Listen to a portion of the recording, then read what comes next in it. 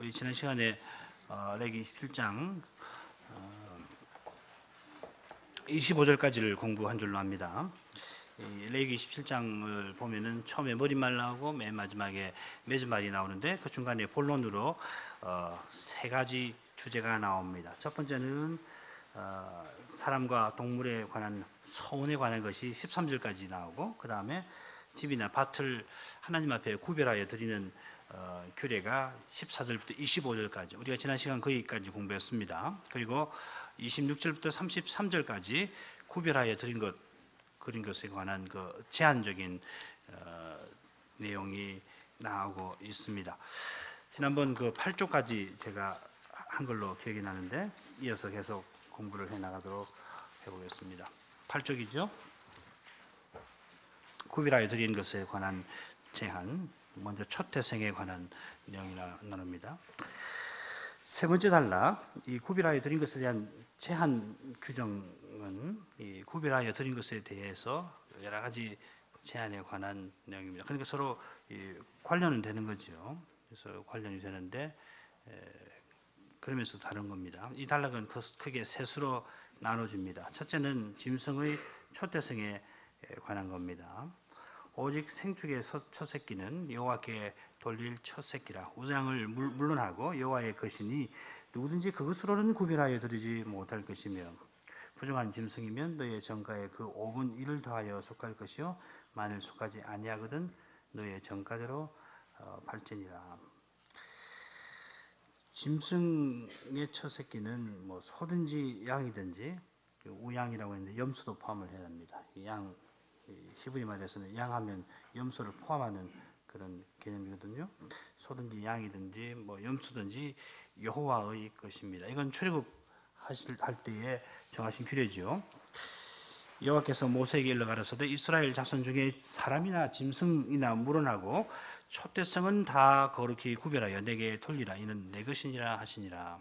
자, 이 규례가 곧 6월절의 본의이기도 합니다.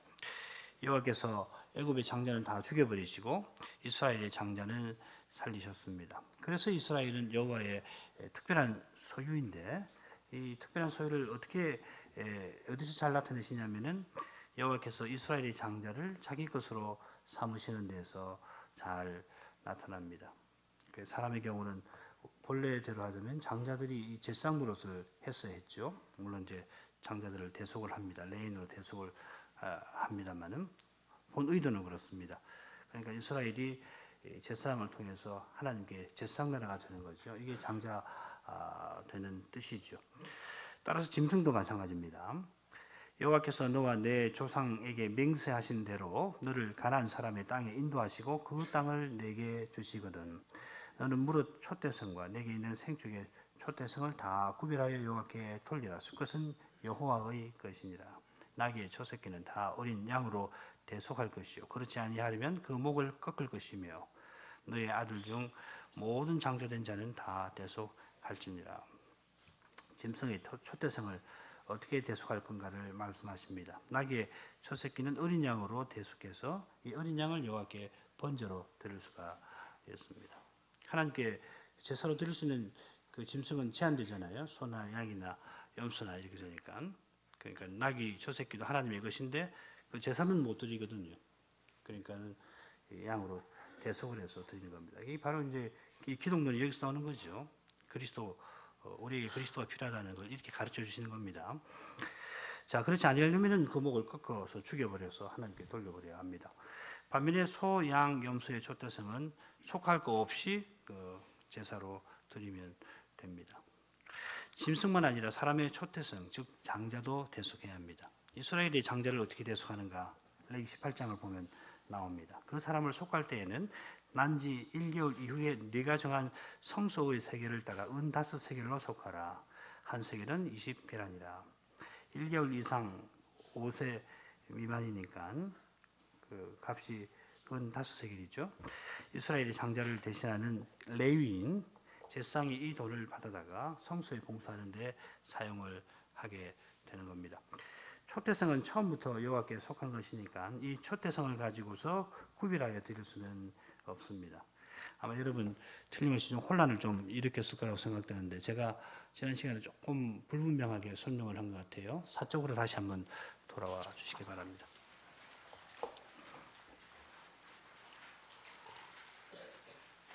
제가 이쪽부터 잠쪽부터 뭘 설명했냐면은 서원에서 드리는 문제를 설명해드리기 위해서 맹세, 서원, 구별하여 드리는 것 이 세 가지로 구분해서 설명을 해드린 줄로 알고 있습니다. 서원해서 드리는 것은 하나님께서 저에게 이러이러한 은혜를 베풀어 주시면은 제가 그 은혜에 감사하고 그 은혜를 베푸신 데 합당하게 내가 하나님의 것이니까 하나님께 나를 드립니다는 뜻으로 이렇게 제가 하나님께 바치겠습니다. 이게 서원이죠, 그죠?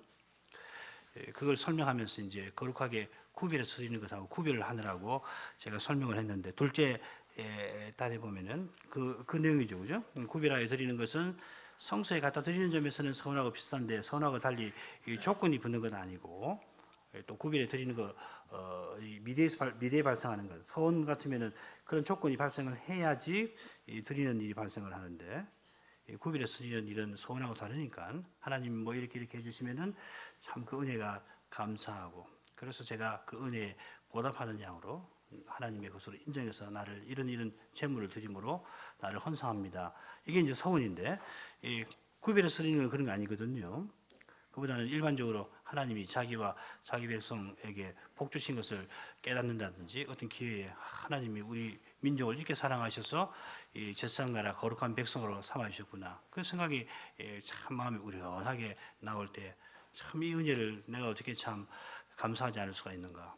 이런 마음이 든단 말이죠. 그럴 때 자기에게 있는 것으로서 구별해서 나를 이렇게 우리 민족을 특별한 소유로 삼아 주셨으니까 참 그것을 내가 구체적으로 표시를 좀 해야 되겠다 하고서 집이든지 밭이든지 일부를 하나님께 드려야 되겠다 하고서 예를 들면은 기업의 땅이니까는 그거는 뭐 자기 마음대로 처분할 수 있는 거 아니잖아요. 그러니까 연수를 따져가지고서 희년 연수를 따져가지고서 이만큼이면 되겠구나 하고서 제사장에게 성전 세겔로 돌려드리는 그걸 통해서 이제 자기를 헌상할 수 있거든요. 이걸 구별해서 드리는 거거든요. 이건 서원하고 달라서 무슨 조건이 있어야 하는 것도 아니고 자기가 깨닫고서 이제 드리는 거거든요.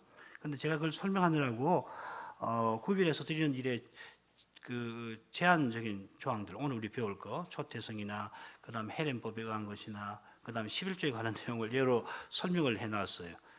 그러니까 아마 혼동이 생기실 거라고 생각합니다. 이런 것들도 그 효과가 즉시 발생하는 거거든요. 서원하고 달라서 하나님이 바치라고 하신 것이니까 이거는 뭐 그 적극적으로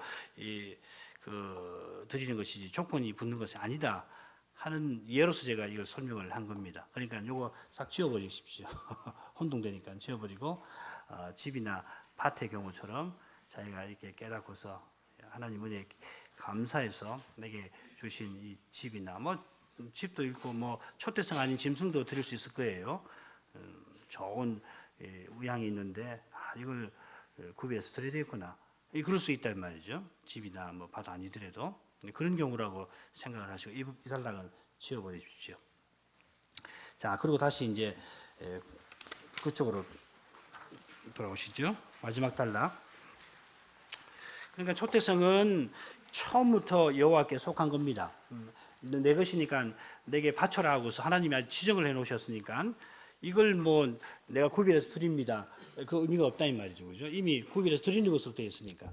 그러니까 구별해서 드리는 것은 그것 외에 초대성 말고 그 다음 나온 우양이든지 다른 우양 중에서 이거 참 튼실하고 하나님께 제사 드리면 참 좋겠구나 하는 것이 있을 때에 특별히 하나님 구원의 은혜를 깨닫고서 이걸 구별해서 드려야 되겠다.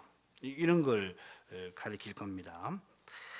그러니까 초대성은 처음부터 하나님이 내 것이다 했으니까 그걸 자기가 구별해서 드립니다. 그 별 의미가 없는 거다 이 말이죠.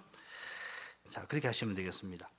이미 초대성은 여호와의 것으로 구별된 상태이고 그래서 그것이 제사 드릴 수 있는 거면 제사 드리고 그렇지 않을 경우에는 제사 드릴 수 있는 것하고 대속을 해서 드리면 됩니다. 반면에 부정한 짐승의 경우에는 그 드릴 수 없으니까 그걸 속해서 그대로 쓰려면은 5분의 1 정가를 더해서 이제 드리게 되겠죠. 속건제 규례의 정신을 따르는 겁니다. 속하지 아니하려면은 제사장이 정해진 값에 팔아서 그것을 이 성전에 쓸 수가 있겠습니다. 자, 그다음 문제는 여호와께 아주 바친 물건에 관한 법, 소위 그 헤렘에 관한 법입니다. 이 헤렘이라고 하는 말이 굉장히 독특한 개념입니다. 오늘 설명 들으시면서 이 헤렘이 정확히 어떤 개념인가 이걸 잘 쥐고 있으면 좋겠습니다. 이 번역에 대해서 여러 가지가 돼요. 뜻이 많기 때문에 번역도 여러 가지로 됩니다. 아주 바친 그 물건, 이게 헤렘이란 말입니다. 헤렘된 그 물건인데 우리 여기서는 아주 바친 물건은 그 물건은 사람이든지 생축이든지 기업에 바치든지 팔지도 못하고 속하지도 못하나니 바친 것은 역시 헤렘입니다. 다 여호와께 지극히 거룩하며 아주 바친 그 사람은 다시 속하지 못하나니 반드시 죽일지니라. 말씀드린 대로 이 아주 바친이란 말이 히브리어 헤렘이라고 하는 낱말을 번역한 겁니다. 이 헤렘이란 말은 구별한다, 제한한다 하는 그런 뜻을 어근으로 갖고 있습니다. 자, 이 헤렘에 관한 명령은 이 출애굽기 20장 이후에 나오는 언약서에도 나옵니다. 20장 보면은 십계명 나오죠. 그 다음에 이제 언약서가 나옵니다. 거기 보면은 여호와 외에 다른 신에게 희생을 드린 자는 멸할지니라. 다른 신에게 희생 드린 자는 멸하라 하는 말인데 이 멸하라는 말이 똑같습니다. 헤렘이라고 하는 겁니다. 어떻게 보면 아주 바친다는 말하고 멸한다는 말하고 어떻습니까? 서로 상반되게 느끼시죠? 얼른 보면 이렇게 그래서 이 개념이 조금 어렵습니다. 우리 속건제 이해하는 데 있어서 헤렘이 아주 중요한 개념인데요. 비슷한 내용이 신명기 13장에 나옵니다.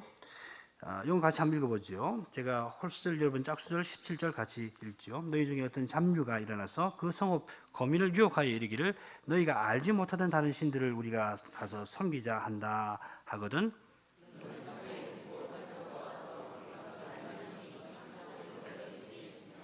너는 마땅히 그 성읍 거민을 칼날로 죽이고 그 성읍과 그 중에 거하는 모든 것과 그 생축을 칼날로 진멸하고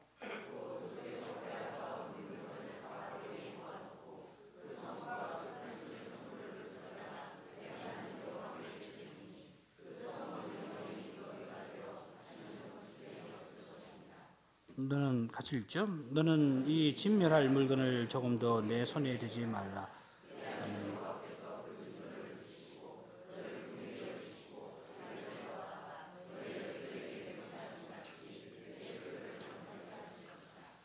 여기는 개인만 아니라 한 성읍 전체가 우상을 섬기게 되면은 굉장히 하나님 앞에 도전적인 것이죠. 이 가나안에서요, 특별히 가나안 땅에서 이런 일을 하게 되면 헤렘법을 적용을 해서 거민 생축을 모두 칼날로 진멸하고 이 헤렘이란 말입니다. 빼앗은 물건을 다 모아서 성읍과 탈취물 전부를 불살라 여호와께 드립니다. 그래서 이 진멸할 물건 할 때에 이 헤렘할 물건입니다. 불로 확 다 태워버립니다. 우리는 여호수아가 이스라엘 군대를 이끌고 가나안을 점령할 때 이 여리고에서 처음으로 이 헤렘법 적용한 것을 잘 알고 있습니다. 이 성과 그 가운데 모든 물건은 여호와께 바치되, 그러니까 여호와의 거룩하심을 아주 노골적으로 저촉을 해서 여호와의 거룩하심에 저촉이 되어버렸기 때문에 이 헤렘법을 시행을 하거든요. 거룩한 심판을 시행을 하는 거죠. 그래서 심판의 불을 통과를 시켜버리는 겁니다. 기생 라합과 무릇 그 집에 동거하는 자는 살리라. 이는 그가 우리에 보낸 사자를 숨겼음이니라. 너희는 바칠 물건을 스스로 삼가라. 여기는 바칠이라고 번역을 해놨습니다. 너희가 그것을 바친 후에 그 바친 어떤 것이든지 취하면 이스라엘 진으로 바침이 되어 이 헤렘입니다. 여호와의 이 심판의 불을 통과하게 되어 화를 당케 할까 두려워하느라. 은금과 동철 기구들은 다 여호와에게 구별된 것이니 이게 헤렘입니다. 그것을 여호와의 곳간에 드릴지니라. 사람과 생축을 모두 죽여버리고 탈취물과 성읍을 불태워서 남는 것, 하나님의 심판의 불을 통과시킨 것. 심판을 받았으니까 어떻게 돼요? 시켜서 남았으면 그건 거룩한 것이 되어서 남은 은금 동철은 여호와께 구별해서 성전에다가 보관하도록 하는 겁니다. 개념이 좀 형성이 되시죠. 따라서 이 진멸할 물건, 헤렘법이 적용되는 물건은 여호와께 구별해서 드리는 것, 지극히 거룩한 것이 되는 겁니다. 하나님의 심판을 통과한 것이니까. 여호와께서 예수님께서 우리를 위해서 헤렘을 당하신 거 아니에요. 십자가에서 당하시고 그로 말미암아 부활로 말미암아 예수님께서는 아주 거룩하게 되신 거죠. 그리스도 연합된 우리도 마찬가지고 되는 거죠. 그리스도 안에서 우리가 심판을 받고 우리 죽은 거예요. 그리스도께서 우리를 위해서 이 심판을 받으신 거 아닙니까? 우리가 받아야 할 영원한 형벌을 받으시고, 근데 그리스도가 살아나셨거든요. 그리스도와 연합돼서 우리는 한편으로 헤렘의 심판을 받은 거고, 그리고 동시에 그리스도의 부활에 참여해서 여호와께 거룩한 자로 사는 거란 말이죠. 말하자면 그런 겁니다. 따라서 이 진멸한 물건, 헤렘법이 적용되는 물건, 그러니까 헤렘의 심판을 통과한 물건은 여호와께 거룩한 것입니다. 지극히 거룩한 것이기 때문에 손을 대지 않고 여호와께만 그 용도가 제한됩니다.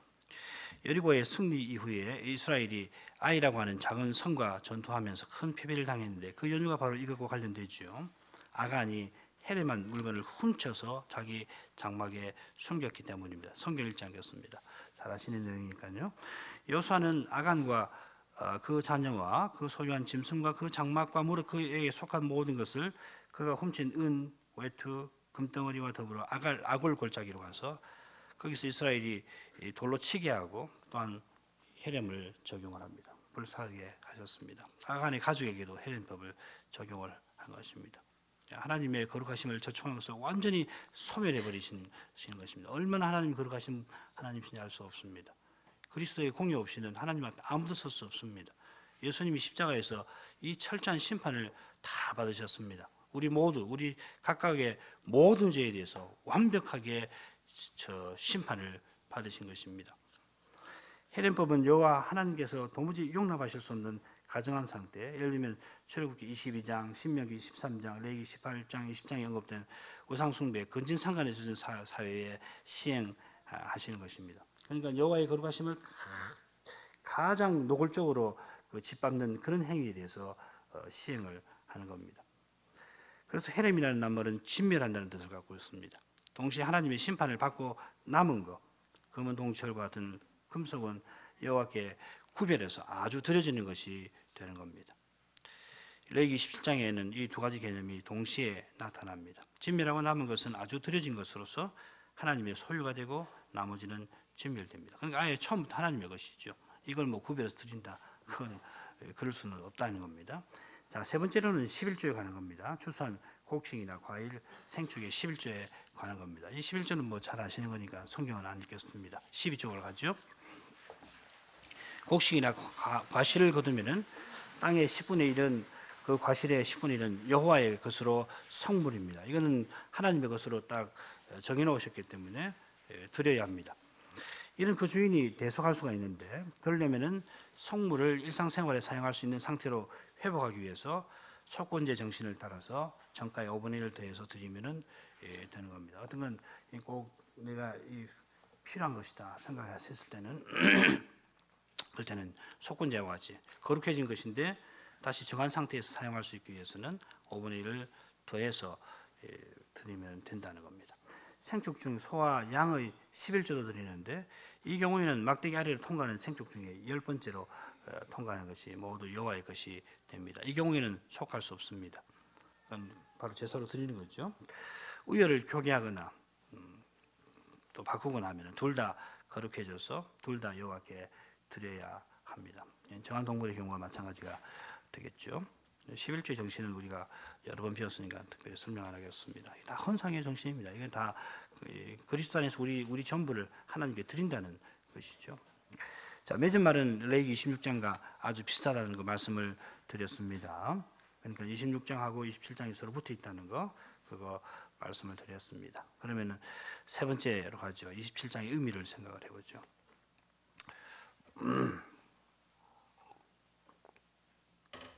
레위기 21장은 서원 여호와께 거룩히 구별해 드리는 거, 그리고 이 거룩히 구별해 드리는 경우에 몇 가지 제한되는 문제, 초태성 헤렘법 11조를 다루고 있습니다.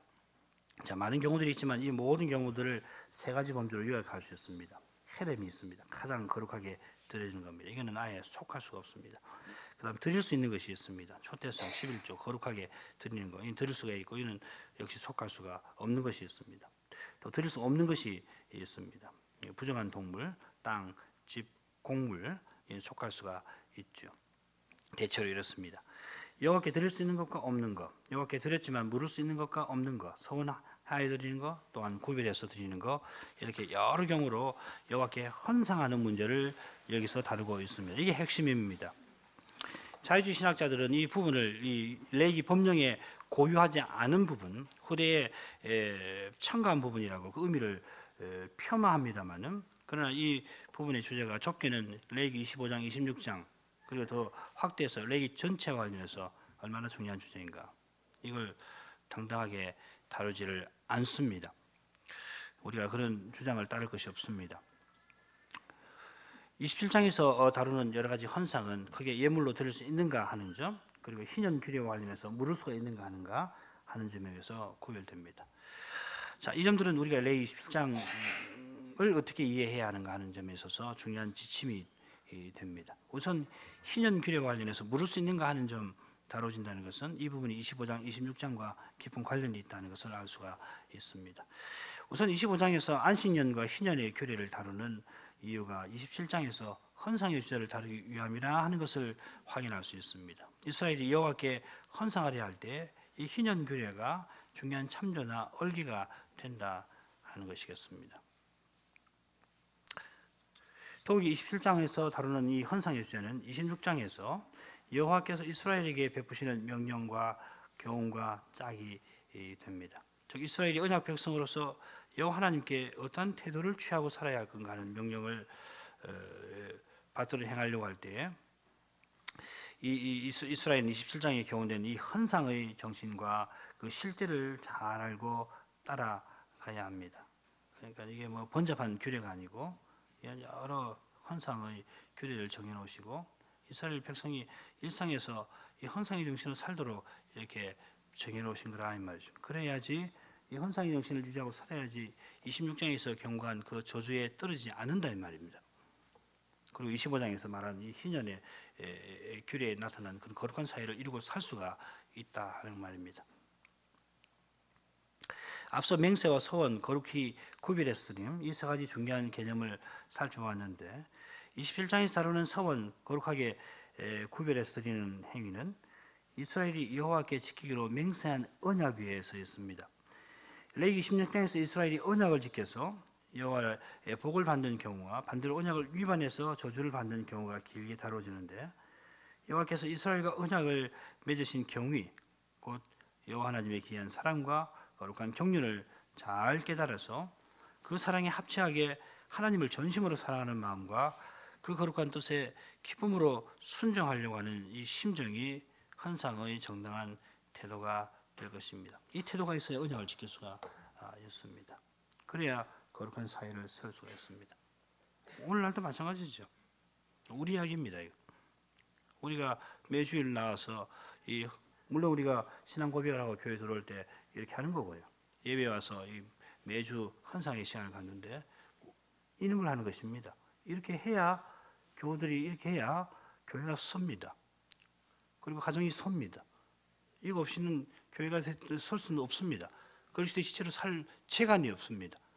헌상을 한다는 건 그리스도와 연합해서 자기를 하나님께 다 드리는데, 그리스도와 연합해서 그리스도를 믿는 믿음으로 자기를 다 드려서 성신만 의지하지 않고서는 교회에 설 수 없습니다. 안 됩니다. 가정 못 세웁니다. 소명 이룰 수 없습니다. 오늘 뭐 요지는 그겁니다. 레위기 결론에서 말하는 건 바로 그겁니다.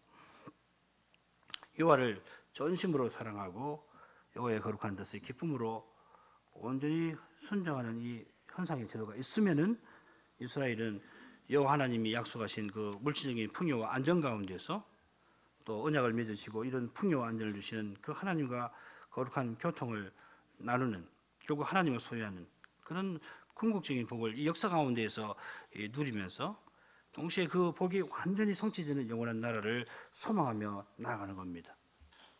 이런 정상적인 상태에서 태도에서 벗어날 때마다 돌이키는 것 역시 헌상의 태도에서 가능할 겁니다.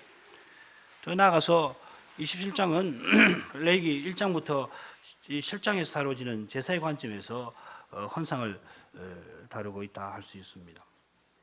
말하자면 1장부터 실장에서 다루는 제사는 이스라엘 출발 시의 국가 생활의 중심과 얼개를 형성하는 겁니다. 제사의 본의는 이스라엘이 여호와의 구속 은혜를 의지해서 여호와를 가까이해서 인자하시고 신실하신 여호와께 자기를 다 드려서 하나님과 온전한 교통이 나가는 것 아닙니까? 그게 제사 아닙니까? 그게 예배 아닙니까? 제사 규례가 속죄제, 속건제 위에서 번제와 소제를 통하여 화목제에 이르는 예배의 길을 보여줍니다. 이것은 곧 헌상의 길이기도 합니다. 헌상은 대속의 은혜 위에서 자기 존재 전부, 생활 전부, 생명 전체를 내 모든 기쁨을 하나님께 드리는 것인데 그 목적이 뭡니까? 하나님과 거룩한 교통을 나누기 위함입니다. 하나님과 거룩한 그 교통을 이룬다는 건 뭡니까? 하나님을 전부로 알고 하나님으로 만족하고 하나님 뜻을 다 이루는 그런 세계에서 사는 겁니다. 레위기 17장에서 다루는 서원과 구별하여 드리는 행위가 화목제의 그 세 종류 가운데 속한다는 거, 이거 주목할 필요가 있겠습니다. 화목제에는 감사제, 서원제, 자원제가 있는데 이 서원제와 자원제가 이 소원하는 거 또 구별하여 드리는 것하고 비슷합니다. 그 소원, 자원이라고 하는 건 자기가 원해서 드리는 거죠. 구별해서 드리는 겁니다. 감사제는 서원제와 자원제와 구별이 되는데 감사제는 그날 음식을 다 먹어야 하고 서원제와 자원제는 둘째 날까지 먹을 수 있습니다. 감사제는 하나님의 언약 자체를 하나님의 대속 은혜, 거룩하신 인도, 영원하신 약속을 감사하는 뜻에서 드리고 서원제와 자원제는 이 언약 위에서 이 감사하는 태도 위에서 자기를 다 드리는 그런 뜻이 있습니다. 뿐만 아니라 이 서원제와 자원제는 번제의 종류이기도 합니다. 이 둘을 함께 놓고 보면 흥미로운 결과를 추출해낼 수 있습니다. 번제와 화목제는 언약을 수립하고 언약을 새롭게 할 때 드리는 두 가지 공적 제사입니다. 서원과 구별하여 드리는 행위는 언약의 본의를 이루는 방도다 이렇게 할 수가 있겠습니다.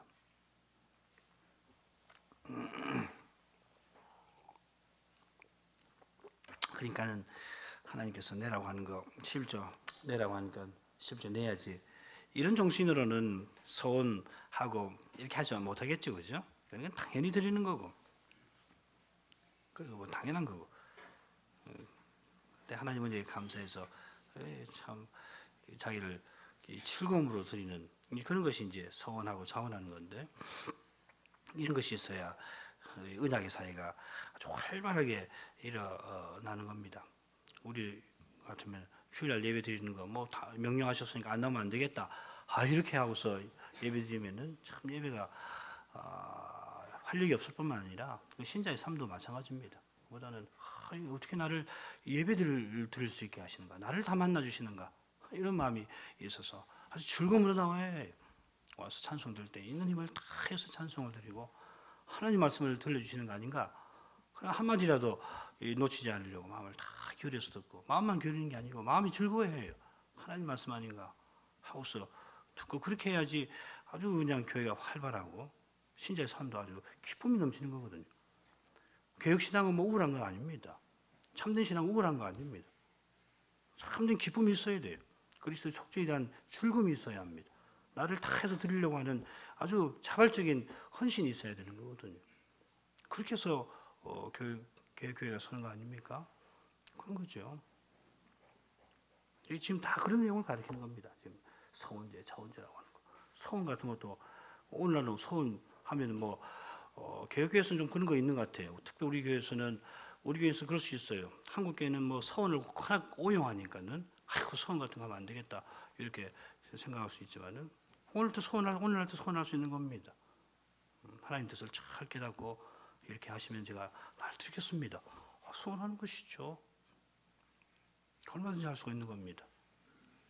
하나님과 교통이 아주 깊어져서 주님의 인도를 철저히 받아가는 가운데서 이렇게 하는 겁니다. 이렇게 하시면은 제가 그 은혜에 감사해서 나 자신을 다 드려서 주님의 뜻을 이루고 소명을 이루고 나가겠습니다.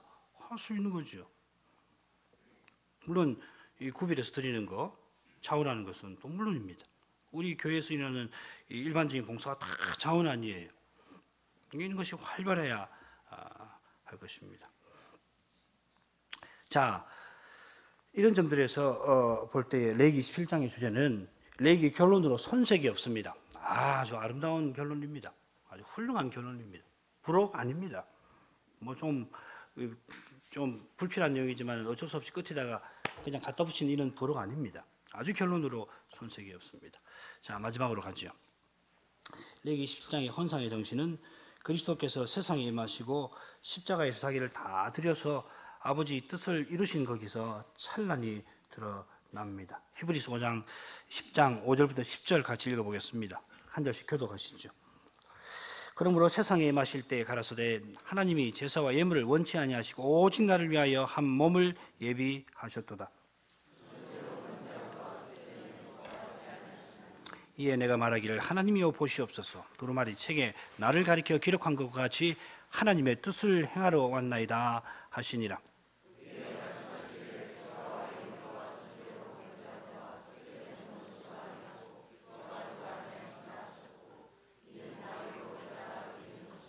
그 후에 말씀하시기를 보시옵소서. 내가 하나님의 뜻을 행하러 왔나이다 하셨으니 그 첫 것을 폐하심은 둘째 것을 세우려 하심이니라.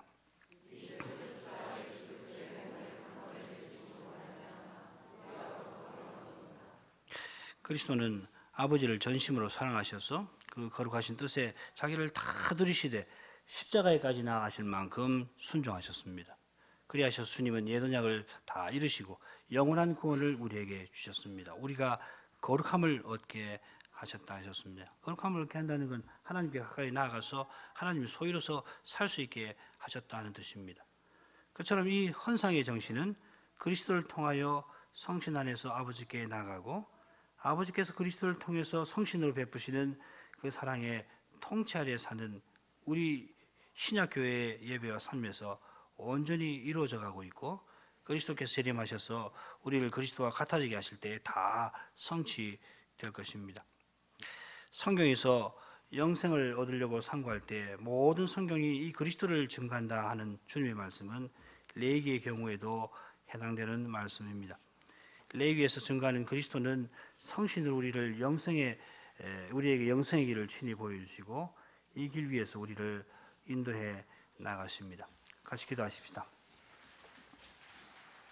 거룩하신 아버지, 저희 죄와 허물로 죽은 저희를 향해서 귀한 사랑을 나타내시고 거룩한 경륜을 저에게 나타내시며 그리하여서 그리스도 안에서 그 거룩하신 사랑을 확증하시고 그 거룩하신 뜻을 성취하셨사오니 아버지의 그 사랑과 그리스도의 은혜로 말미암아 저희가 이처럼 하나님 자녀 명분을 누리며 살게 하시옵나이다.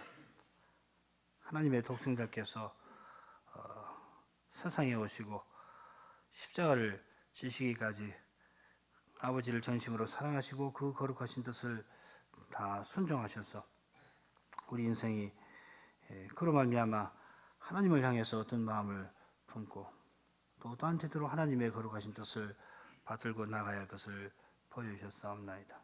주님께서 이런 헌상의 정신으로 세상의 생애를 사심으로 옛 언약을 다 이루시고 저희를 그로 말미암아